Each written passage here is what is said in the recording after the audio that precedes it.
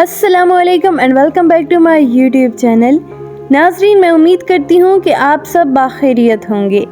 नाजरीन, क्या आपको पता है कि नज़र का धोखा क्या होता है? नज़र का धोखा ऐसा है जिस पर यकीन करना थोड़ा मुश्किल है, क्योंकि इंसान अब तक यकीन की उस मंजिल से कोसों दूर नज़र आता है जहाँ वो नजरी धोखे की मुकम्मल तशरीह कर सके। इसलिए हमारे माशरे में बेशतर लोग अकीदे की हद तक यकीन रखते हैं कि दिमाग और आंखों को कभी धोखा नहीं दिया जा सकता। अब मैं आपके सामने एक क्लिप प्ले करूंगी जिसे देखने के बाद मुझे उम्मीद है कि आपको यकीन हो जाएगा कि दिमाग को धोखा दिया जा सकता है। मैं 10 तक गिनती गिनूंगी, उसके बाद मैं बोलूंगी स्टॉप। जब मैं कहूंगी स्टॉप तो आपने वीडियो से अपनी नजरें हटा लेनी हैं। तो चले आइए शुरू करते हैं। 1 2 3 4 5 6 7 8 9 10 स्टॉप। अब अपनी नजरें इस वीडियो से हटा लें। देखिए, आपको हर चीज़ गर्दिश करती हुई नजर आएगी। हालांकि आप ये बात जानते हैं कि ये चीज़ें नहीं बल्कि आपका दिमाग है जो घूम रहा है। तो नाजरीन, यही होता है नज़रों का धोखा। नज़र के धोखे से मुराद कि अक्सर ऐसा होता है कि कुछ चीज़ें होती हैं जो कि मूव नहीं कर रही होती, उनमें कोई मूवमेंट नहीं होती, वो हरकत नहीं करती, लेकिन हमें लगता है कि वो ऐसा कर रही हैं। इसी तरह और भी बहुत सारी चीज़ें होती हैं जो कि दरअसल हमारे सामने कुछ और होती हैं, लेकिन हमें वो किसी और तरीके से नज़र आ रही होती हैं। तो इसको कहते हैं हेलोसिनेशन, यानी कि नज़र का धोखा। तो दोस्तों, मैं उम्मीद करती हूँ कि आपको मेरी बात की समझ आ गई होगी कि असल में मैं कहना क्या चाहती हूँ। तो चलिए चलते हैं अपने मेन टॉपिक की तरफ। दोस्तों, इंसान की फितरत है कि वो कुदरत के इसरारे अमवात जानने के लिए हर लम्हा बेताब रहता है, और यही तड़प इसे अजीब व गरीब किस्म के आलूम की खोज में लगा देती है। इन्हीं आलूम में से एक इल्म हिप्नोटिज्म का है, यानी इल्म नौमियात। इस अजीब व गरीब इल्म का मकसद इंसान की तवज्जो को मरकज बनाकर उस पर नींद तारी करना होता है। लेकिन हम ये हरगिज़ नहीं कह सकते कि हिप्नोटिज्म के दौरान बंदा मुकम्मल तौर पर सो जाता है, बल्कि होता कुछ ऐसे है कि वो पूरी रजामंदी से हिप्नोटाइज करने वाले के ज़ेरे असर होता है, उसके इशारे पर चलता है, उसकी सजेशन पर अमल करता है और कुछ देर के लिए अपने आसपास के माहौल से लाताल्लुक हो जाता है। इसी दौरान इंसान की दूसरे की बात पर अमल करने की कैपेसिटी बढ़ जाती है, और ये काम बड़ी ही महारत से किया जाता है। प्यारे दोस्तों, हिप्नोटिज्म की 2 किस्में हैं।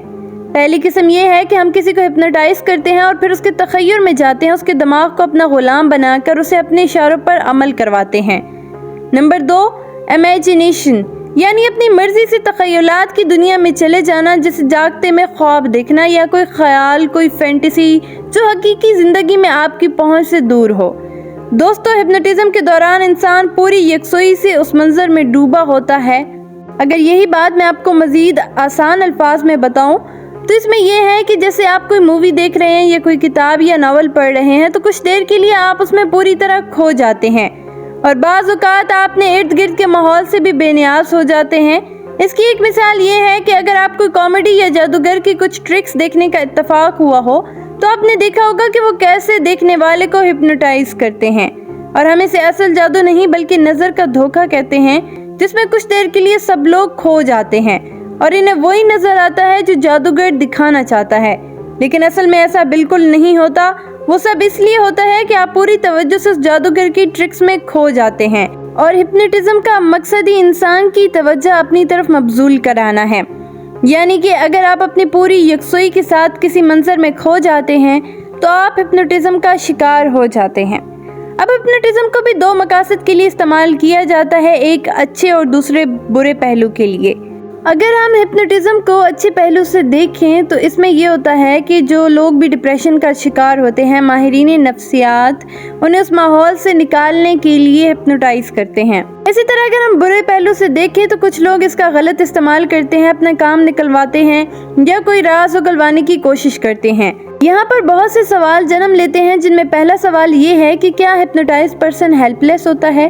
तो इसका जवाब है बिल्कुल नहीं, क्योंकि हिप्नोटाइज करने के लिए उस इंसान की कंसंट्रेशन बहुत ज़्यादा ज़रूरी होती है। हम उसकी मर्जी के खिलाफ ना तो उसे हिप्नोटाइज कर सकते हैं और ना ही उससे कोई काम करवा सकते हैं। अब यहाँ पर एक और सवाल पैदा होता है कि क्या हिप्नोटाइज पर्सन सो जाता है? तो ऐसा बिल्कुल नहीं है।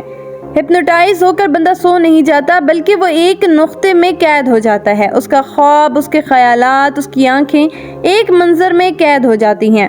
वो आसपास क्या हो रहा है उसको महसूस कर सकता है, लेकिन वो उसका रिस्पॉन्ड नहीं कर सकता जब तक कि वो हिप्नोटिज्म के असल से बाहर ना निकल सके।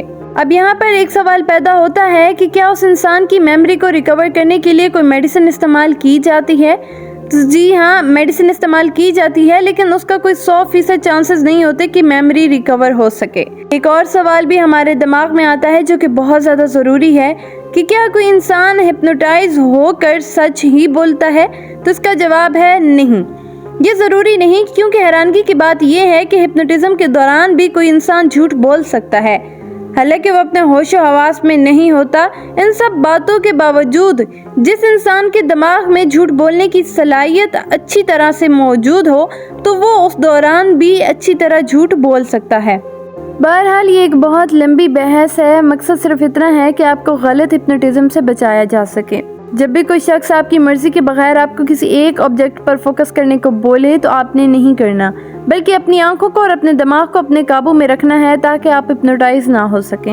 अपना और अपने घर वालों का बहुत सारा ख्याल रखें और हमें दुआ में याद रखें। मिलते हैं आपसे अगली वीडियो में, तब तक के लिए अपना बहुत सारा ख्याल रखिएगा। खुदा हाफिज।